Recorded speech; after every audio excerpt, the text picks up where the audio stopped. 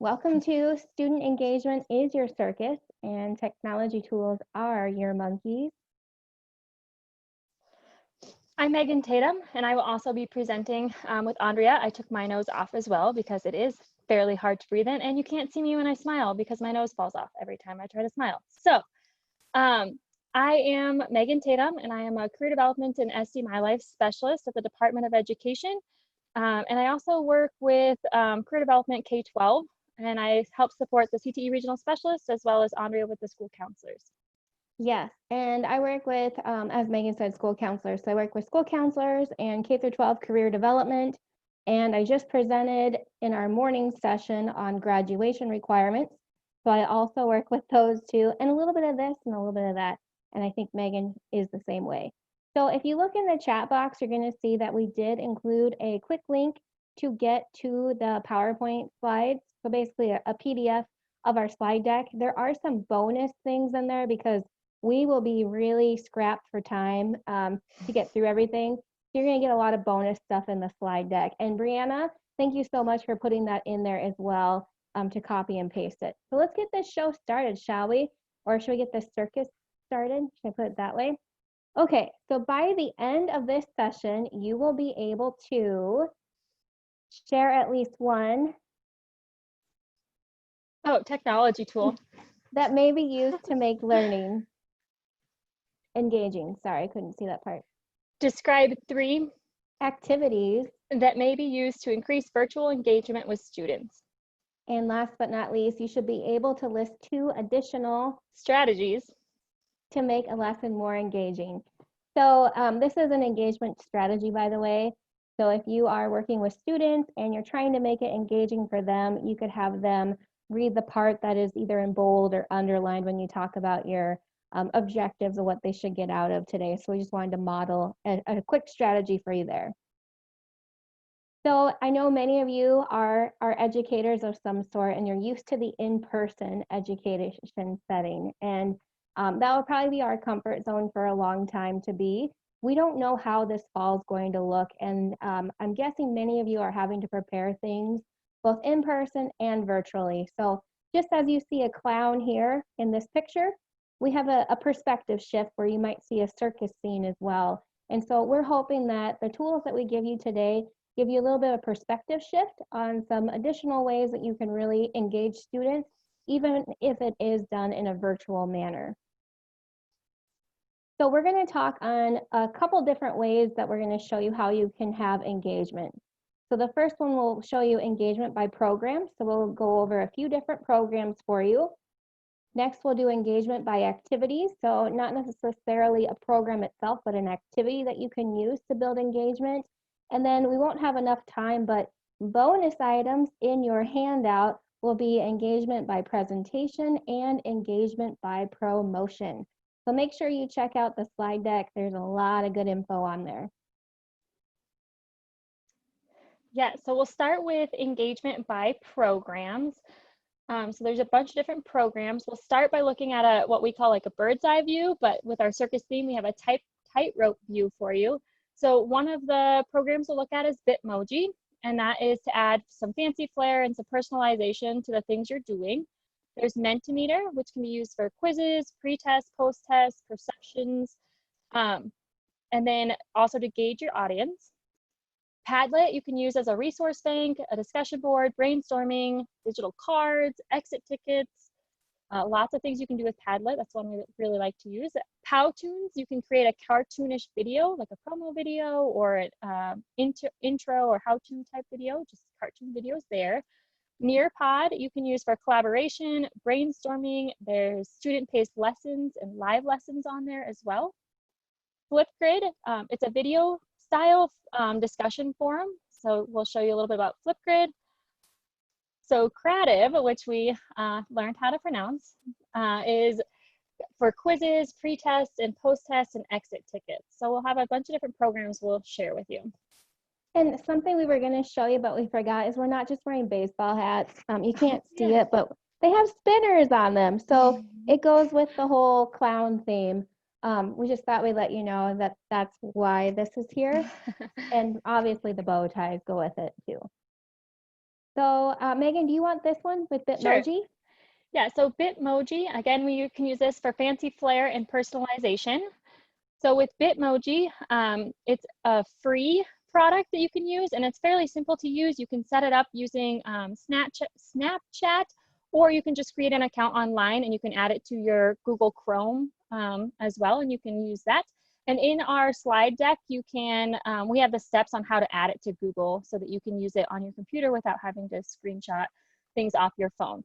So one thing that we have with all of our programs that we'll show you today is we'll show you they're free, and we'll show you the parts of the free version. So I forgot I didn't click that part on the slide to show it's free. Yes, that's the best part. We yeah. wanted to also show some examples. So this is actually Sarah Holmberg. She's a school counselor at Del Rapids Middle School, and she created Bitmoji classrooms. And she created these over the summer for parents and students to gain extra resources. And she was gracious enough to allow us to share these as examples that you can click in and see for yourself. But what she did is she used her own Bitmoji here.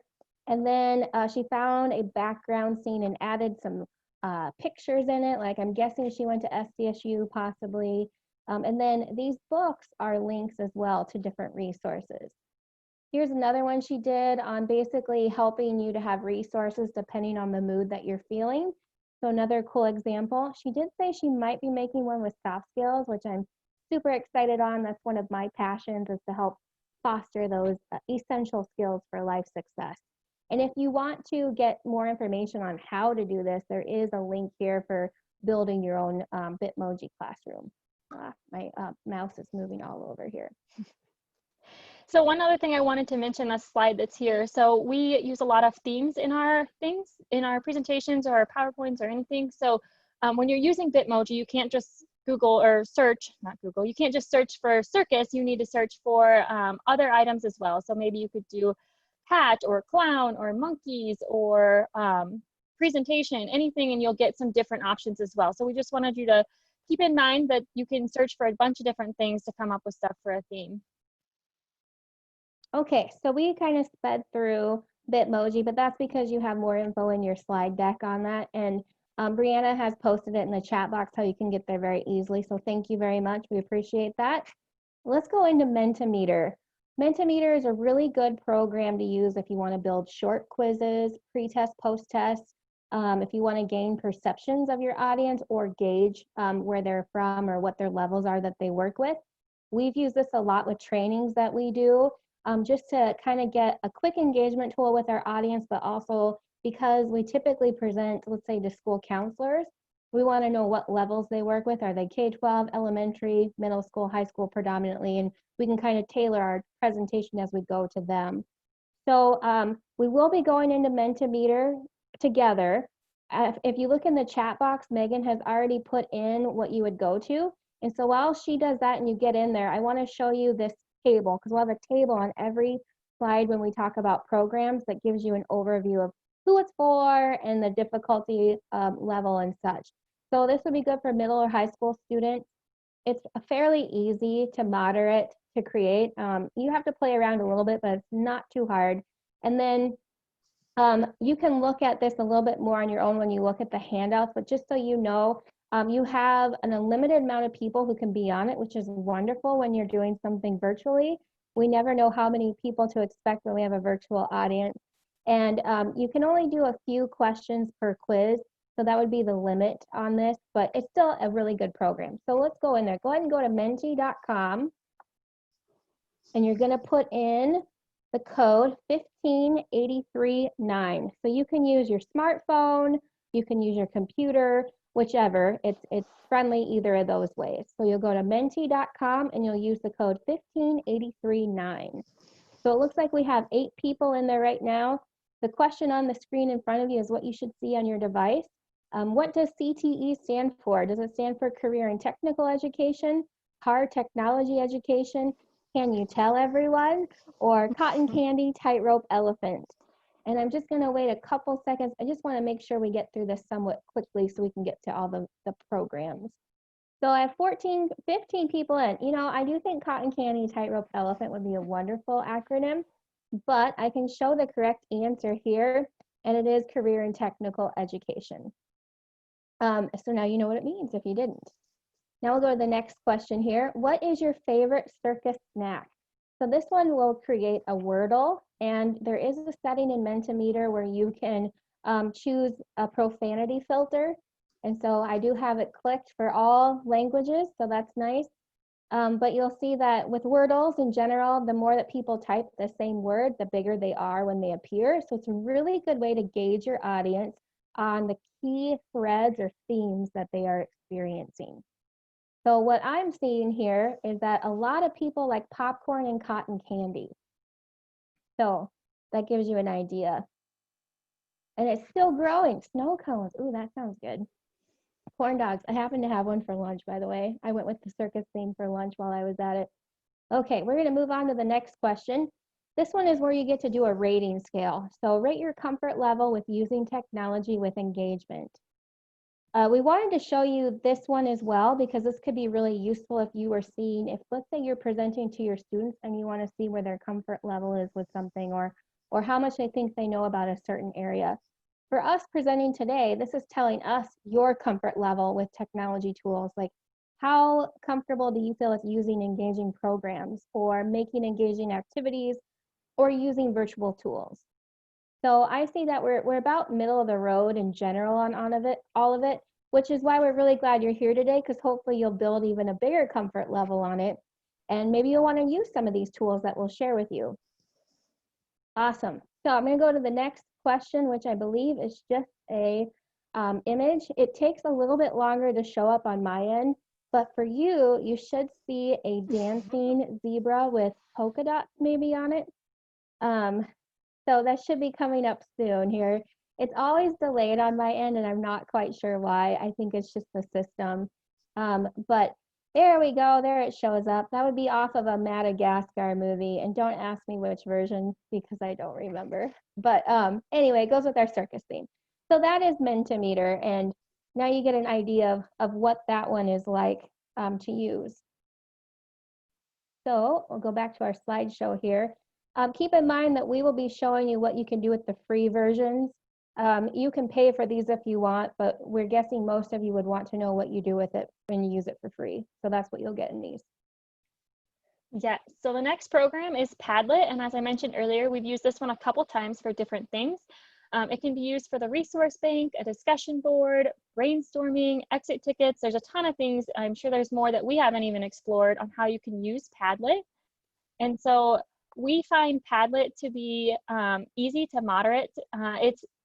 I would even call it easy. It's pretty easy to set up a Padlet to get started and to be able to navigate the program. We do recommend it for middle school and high school. And then with the free version, you can set up 3 Padlets yourself. So if you're you can become a collaborator on Padlets as well. So if Andrea sets up a Padlet, I can become a collaborator. And you can have more than 3 if you're collaborating on some, but to set them up yourself, you can only have 3. And you do have the option to archive them so that you could set up a new one as well. It's just you can only have 3 that are live at one time. So Andrea is taking you over to the Padlet we created for this presentation. So this one is just we used as a resource bank to be able to provide you with some resources. So Andrea is scrolling through the engagement by programs right now. So that'll go through all the programs that we're sharing with you. We have the engagement by activities. So those are the activities. And then we also have our bonus and our additional resources as well. So one thing I wanted to point out to you guys is you guys all have the opportunity to add comments to these resources. So if there's ways you use them other than how we present, you can add a comment to them, or if you have other resources you would like to add, you can add them as well to the, just use the little plus mark at the bottom and add resources. So you guys all have collaboration rights to add to this Padlet. Did I miss anything, Andrea? You did such a good job. I have nothing I can say. Wonderful. Okay, we're gonna move on to the next one, Powtoons. This one's really fun. You can make like an informational video, but it has a little cartoonish flair. And so if you're trying to think of how can I teach something in a way that might be entertaining to my students, definitely check out Powtoon. I would suggest to limit the length of your videos just because even if you do a paid version, just because people's attention spans nowadays are so short. But Megan did create a video on SD My Life, and we'll show that in just a minute. But The cool thing is you can use this for K through 12 and beyond, so it's good for all different grade levels. It would be moderate to advanced difficulty level. I think when Megan created this 30-second video, it did take some time to do, but she did like that she could utilize templates that were free, which was great. Kay, is one of our audio distorted or both of us? That might be something that maybe we'll have our Thai representative troubleshoot with you, okay? Thanks for putting that in the chat box that you're having trouble with audio. Included in the free version, you get up to a 3-minute video, so you won't be able to make one that's horribly long, but just keep that in mind that you can do that. You have 100 millibytes of storage, and I think that's megabytes, not millibytes. And then you'll have Powtoon branding on your videos if you use the free version. So let's check out Megan's video here. And I'm going to put this in full screen. Hi, I'm Megan. Let's talk about SD My Life. The new dashboard has lessons front and center, links and resources are more prominent, quick links are more condensed, and the assignments are easily visible. Log in to view the new dashboard at sdmylife.com. So that's just an example for you of what you can do to make a Powtoon. Megan, anything you want to offer on that one? Yeah, so if you have any experience with any sort of video editing or video creating of any sort, this is fairly easy to do. You just kind of add pieces together.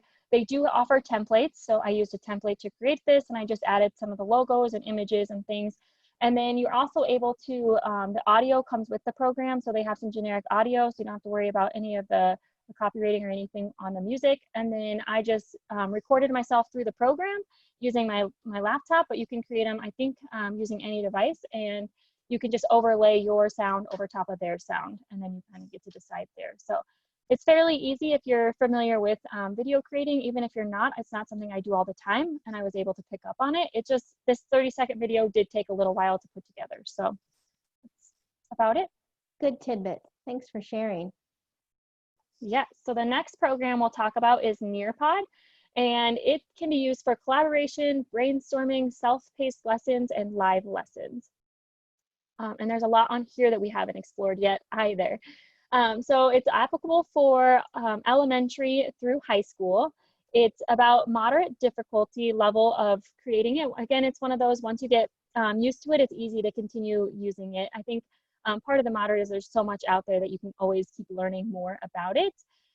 Included in the free version, you can have up to 40 people. You can convert it to PowerPoint or Google Slides. You can do gamified assessments. There's a virtual field trips, and then there's matching pairs and Google Classroom integration. So there's a lot you can do with the free version here. And I'll let Andrea take over because she does most of the Nearpod stuff. Yeah, we use this a lot for collaboration, to be honest, which I was guessing you could probably figure that one out pretty easily. But to experience something, we want to show you a gamified assessment. So it's called Time to Climb. It's quite fun. Go ahead, you'll go to join.nearpod.com, and I'm going to go ahead and show what I have on my screen, and then I'm going to stop sharing so that Megan can share it from a student level.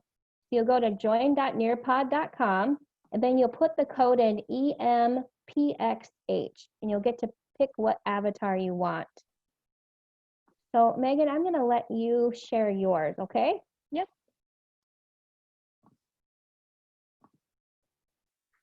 Alrighty. Can you see mine, Andrea? Yes. Perfect. Okay, so I just went to join.nearpod.com, or if you end up at nearpod.com, you can just click on as a student, and you'll be able to join a session. And then I entered in the code EMPXH, and I'll click join. And then the first thing that'll pop up is you can enter in your name, and then you'll be able to click a character, but I'm not going to talk a lot as I go through it because the sound is kind of loud and it's kind of hard to hear me. So I'm going to go ahead and join.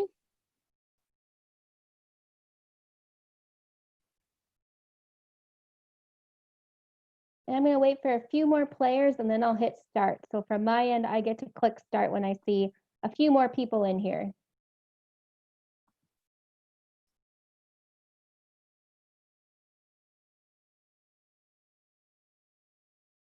So it looks like we have 12 people, 13 people, 14. This is awesome.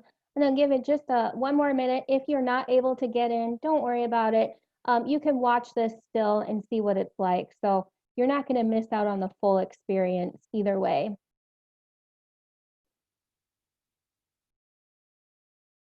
Okay, I have 17 people in here. So I'm going to go ahead and hit start. Like Megan said, there's going to be a lot of music, so we'll be quiet during that part.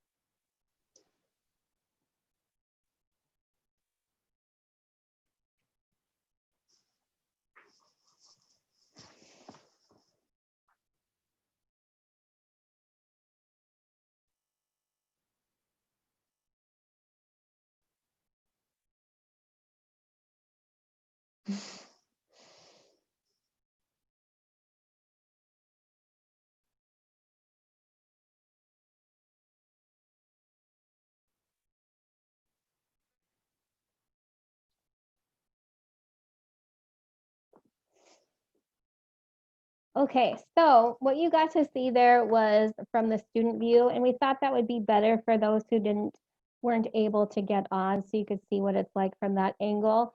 But that's Nearpod, and I think there is hopefully a setting on how long you wait for each person to answer the questions. I didn't realize I had 30 seconds on each, but hey, we went through it fine. So you can use that one, pretty simple to set up, to be honest, and you can put images in it or just have written questions and answers. Okay, so now we're going to Flipgrid. Is this one for me to share? Sure.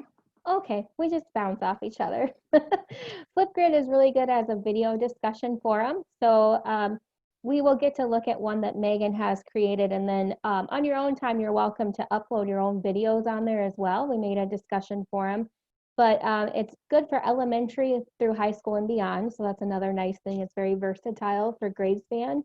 It's very easy to moderate to create. Would you say it's more to the easy side than moderate? Yeah, definitely. Yeah, I was thinking so. You can have unlimited grids, topics, unlimited videos. In the free version, you get all the features, and so that's the really nice thing. And then we don't know what this is, but it is written on their website that you get access to Discovery Library and Gal Pals, and it can help to engage other educators. So let's just very briefly, we'll go check out the Flipgrid that Megan created. And so you'll see that has a circus here. As you scroll down, if you wanted to include a video in here, all you have to do is tap the green button and then you record a short video to say hello and something you've learned from our presentation.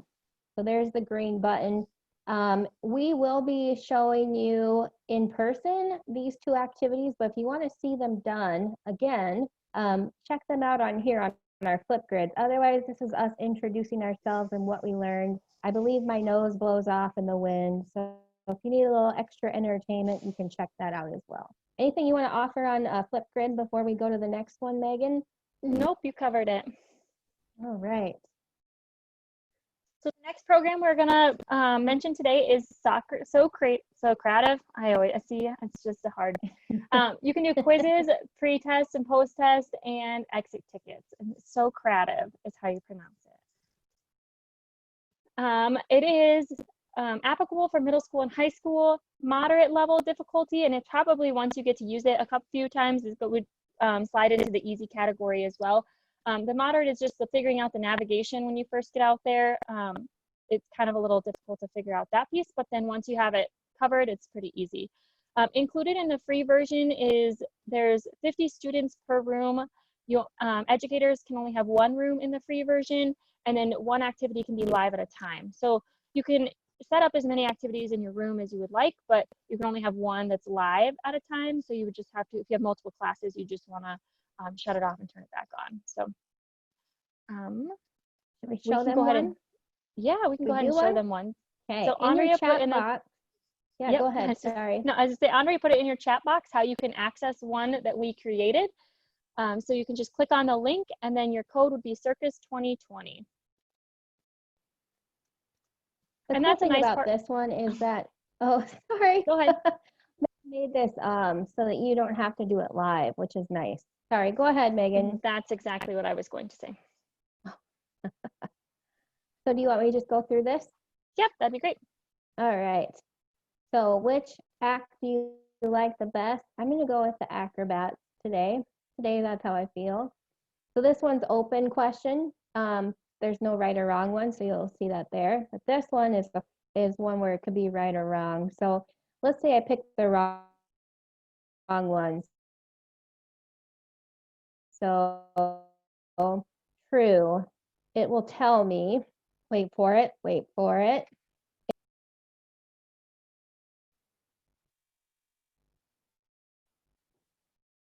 And then that's a short answer one. And yeah, so I think that's it, isn't it? Yeah, you can pick different styles of questions. On the educator side, if you were watching, you can watch it, the answers come in real time, which is kind of nice. And it kind of lays it out in a table so you can see your different participants and which ones they get right and wrong. And then as far as I know, I did not play around with it too much, but I don't think there's a limit on questions. So if you're looking for an alternative to Mentimeter or something like that, this one I don't think has a limit on questions that I know of. It's just more the limit on one open at a time. So for us, we left this one open. Like Andrea said, it didn't have to be done live. You can go in and do it again at any time. But if I were to create another quiz for a different class or something and need to open it, I'd have to close the previous one. So creative. Okay. Now we're going to go into engagement by activity. So we've talked about different programs where you'd probably need an account of some sort to do it. With these activities, you really don't need an account with any of these. We will show you some that you could make an account to be able to get back to your activity easily, but otherwise, these are fairly simple ones. Oh, I forgot about the cool juggling animation. So the tightrope view of the ones we're going to go over in our live session here today would be spinning wheel, so ways that you can create randomness in initiating conversation or who you pick on to answer questions. Box of lies, that one is like, is that really the object that you're describing? So it adds some anticipation with it. Tree or Bob Ross, this is one where you guess the object, and we'll show you that one in a bit. Sketch, this is great to play Pictionary virtually. And then Flippity Games, which essentially takes all the hard work out of it by having a formula in these Google Sheets that'll create really cool interactive activities. So it's very easy on the user side. Trust me, I've done them. You want me to take this one? Sure. Okay, so spinning wheels. This one's great, as we said before, on having a random chance. So drawing names randomly or picking discussion questions randomly, that kind of stuff. So this one's really good for all grade levels. So that's a nice thing. It's extremely easy to create these. There's actually 2 different programs that you can make wheels on. So we'll show you, just for the sake of time, we're going to show you one of them. But we have these saved here. When you have your handout, you can click on either of these to actually experience activities with it, or you can see how they are when you regularly go into them. You can have an unlimited amount of participants with it, really. Just keep in mind if you have 100 people and you're putting all their names in a wheel, that wheel is going to be extremely skinny, so really, really tight. Some considerations, so things to think about if you're considering using this activity. Are you going to create an account so that you can save your wheel and just get back into it, which is what I did for these ones here? Or are you just going to have a document where you copy and paste all of the names or the options and put it in there? And then some wheels, you can actually remove an option after it's selected. So I'll show you that here. We're going to go with the circus animal wheel. So this one at the bottom here. So let me get back into here. This one is through the program called Wheel of Names. So I can make this one full screen. You'll see I just wrote in these names. So if you had a document, you could copy and paste in here. I'm going to go to full screen. I'm just going to click the middle.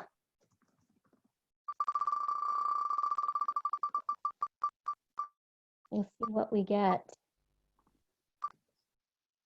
Monkey. And so you would need to share one career that would involve working with a monkey. So if you are really feeling like typing that in the chat box, feel free to do so. So you would type one career that would involve working with a monkey. And what I could do, so I can hit remove here, and it's going to take it off of the board here. Frankie, good selection. Zookeeper, that's a great one. I'm going to exit full screen. So customizing, I was able to make this have a ticking sound. After this spin, I have confetti launch, and this is where I typed in the discussion prompt with it. Teaching, zoo veterinarian, these are great ones, guys. Thanks for putting those in. Colors, so I actually picked a color scheme that went with the image of my virtual background. So I uploaded it, it's called Bright Tent, and then it picked these colors. So you can do a lot. I did have to create an account to be able to save it. So I want to put that out there for you, but it's free. So like I said, I'm not going to pay for the service. Fencing, Kelly, that's another good one. Okay, I'm not sure how a monkey fences, but we're gonna say that's a great one because I'm sure there's lots of different ways.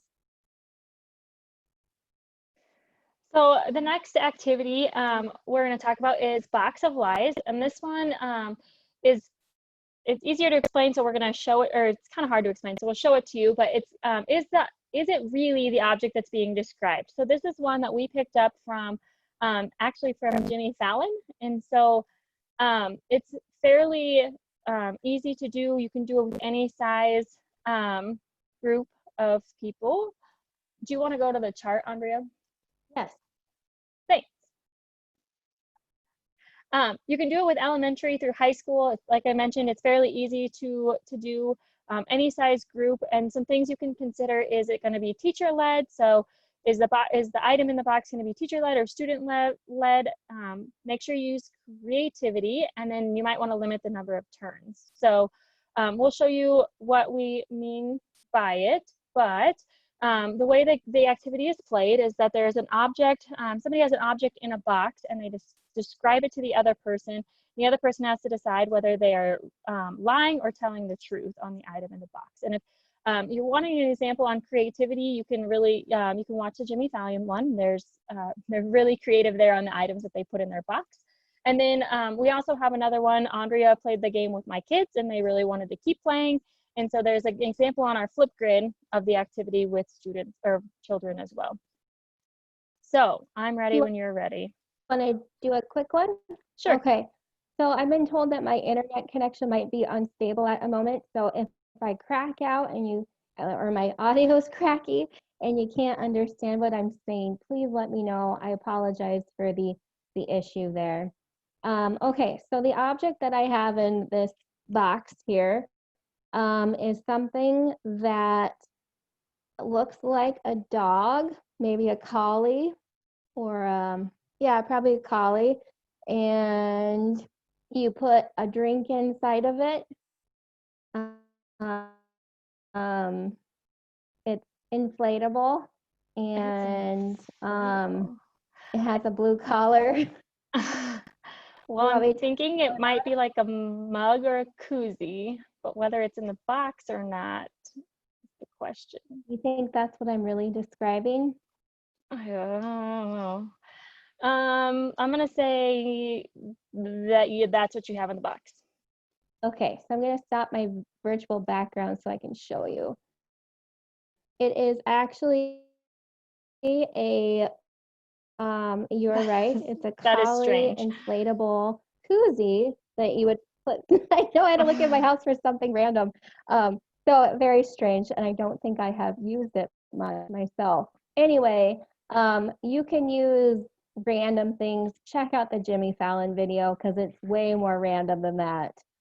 But it's honestly, it does not have a lot with the academic content itself, but it's a way to engage your students. So they might say, hey, can we play Box of Lies now? Or this or that. And so then it keeps them on their toes. And if you've had to do any virtual teaching, you'll understand that you got to find a way to keep your kids, your students, your young learners engaged. Anything else on that one? Nope, I think you covered it. Okay, we'll go to the next one. Tree or Bob Ross? This is a good one in guessing the object. As I said earlier, this with the last one doesn't have a ton of academic content connected with it. This one is similar, that it would be more of a great way to engage your students, to give them a like, hey, are you paying attention? Do you want to be part of this class in a way like that? If you can be creative probably on thinking of getting academic engagement with it, but in general, it's a good way just to engage your audience. So you can use this with elementary through high school and beyond. It's very easy to do. Essentially, what happens is the person says, is it more like a tree or like Bob Ross? So then you know, is it more like a person or more like an object? And then you go through a series of yes or no questions, but each time you start your question with the response from the last question. And we'll do one together so you can see what it's like. You can use this in individual, small, or large group settings. Something to consider would be perception. Everybody perceives things a little bit differently. So there might even be an object like Pinocchio, for example. Do you think of that as an object or a person? And so that could be an issue when you're playing this game. And then the amount of time. We did one together where I don't think I could guess it for the life of me. And so hints had to be dropped a lot. And that's okay too. If you want to see one where we did together in person, check out our flip grid. Otherwise, we'll do one right now. So Sounds you good. got your object or your thing in your mind? I do. Okay. Is it a tree or Bob Ross? It's more like a tree. Okay. Is it like a tree or like a item you eat? An item you eat. Okay. Is it like an item you eat or like an item you would grow in a garden? In a garden. Okay. Is it like an item you'd grow in a garden or like a pepper? A garden. Is it like an item you grow in a garden or a fruit? Garden. Is it like an item you grow in your garden or a vegetable? Vegetable. Is it a vegetable or a potato? Vegetable. Is it a vegetable or a carrot? Yes, it is a carrot. Oh, wow. See, we didn't practice this, by the way. And she's I frozen on didn't my know what side. it was. I'm just glad I guessed it. So, am I better now? Yes. Are we good? Okay. I'm going to close out of some things here. Maybe this will work. Sorry, you guys are getting a sneak peek of what we're going to go through next. Okay, is that better? Okay, all right. So that's tree or Bob Ross. Anything that we missed on that one? I don't think so. I think that's pretty much it. All right. Sketch. Do you want to explain sketch? Sure. So it's sketch.io is what the letters are behind it. And there's different versions of it. You can just Google sketch.io and you can get the newest version, which I think they're on 5. I think we use 4. I don't think it matters. They're all pretty much the same. Well, you can use it as Pictionary. You can also use it as a whiteboard for different problems. Another thing I discovered when we were playing with it is they have like gridded paper kind of on it. So you could do it for like a math problem or geometry or construction, anything like that you would want to use the gridded paper for. This is a virtual way of doing that as well. They also have shapes and other things you can do on there too, but it would be applicable for elementary through high school. It's really easy to use. You can do it as an individual with one person sharing their screen. You can do it in small groups. If you did breakout rooms, you could even do a large group and have the shared screen as well. Things to consider is that if you're telling students to go to sketch.io, they're all going to see their own sketch instead of one sharing a screen. So you need to make sure they should be able to share their screen. And then if you're playing Pictionary, that's what the bullet point is for, is that you can use the chat box to share words in private. So we've actually done this activity before using the Zoom private chat, and we've chatted words for Pictionary, and then the rest of the group can use a chat to guess. So we are going to do an example of Pictionary, and so I will private chat Andrea a word, and then you guys can guess in the chat box what she is going to draw. So here comes, Andrea. Okay, I got it. All right, are you guys ready? Hopefully I don't have an unstable internet connection anymore. How random. Okay.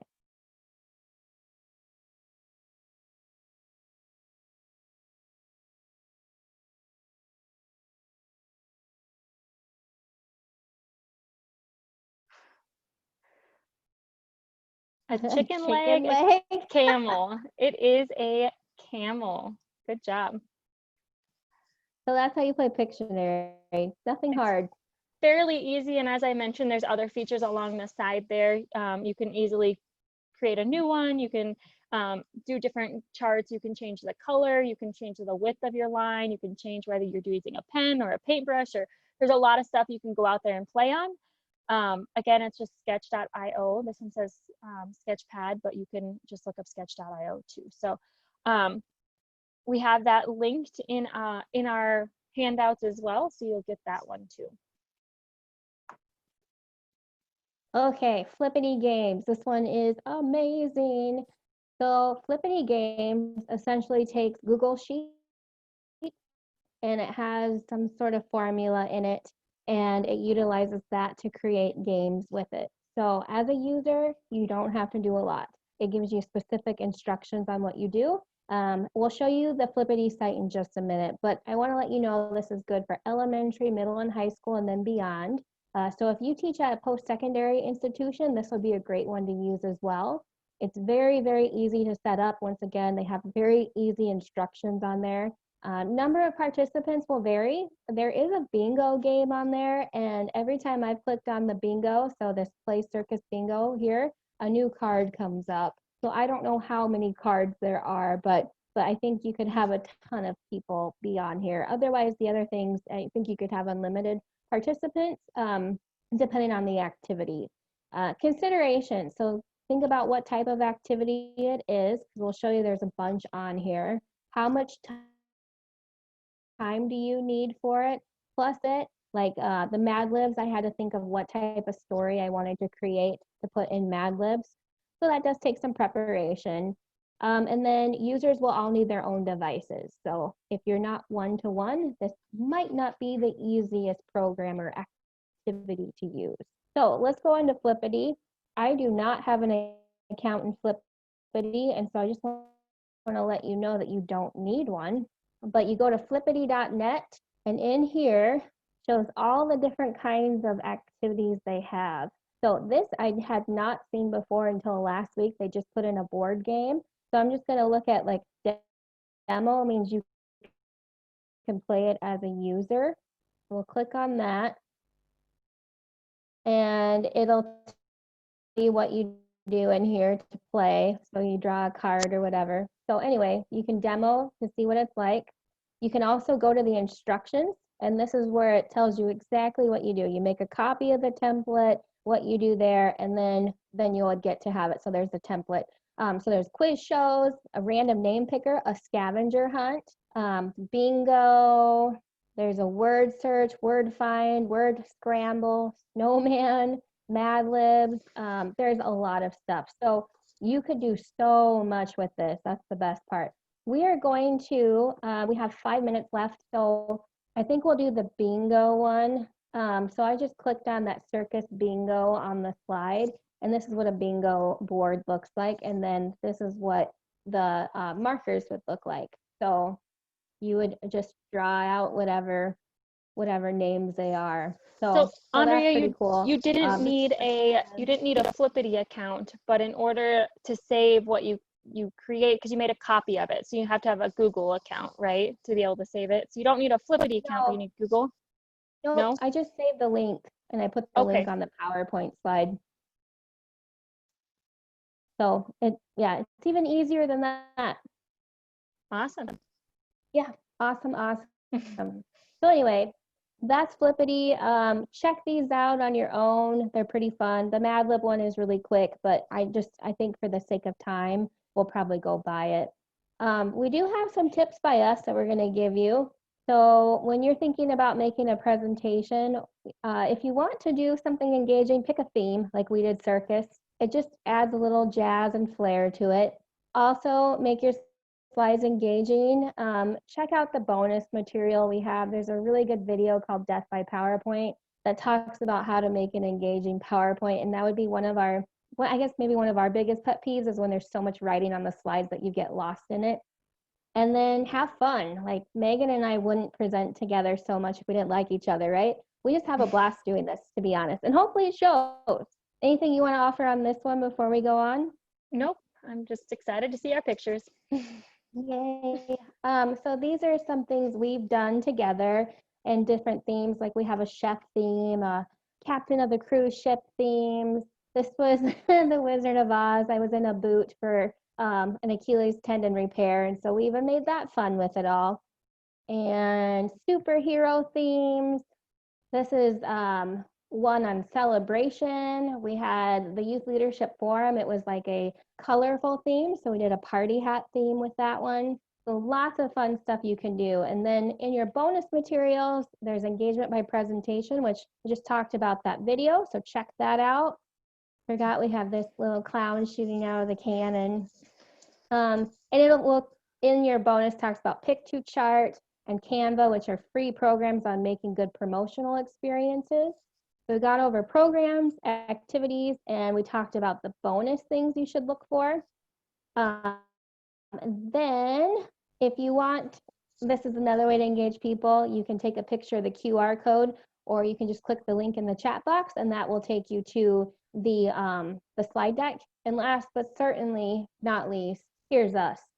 So we hope you enjoyed the show. We hope you had a good time. We have 2 minutes left. So does anybody have any questions for us? You're welcome to email us with any other questions or side notes or anything as well.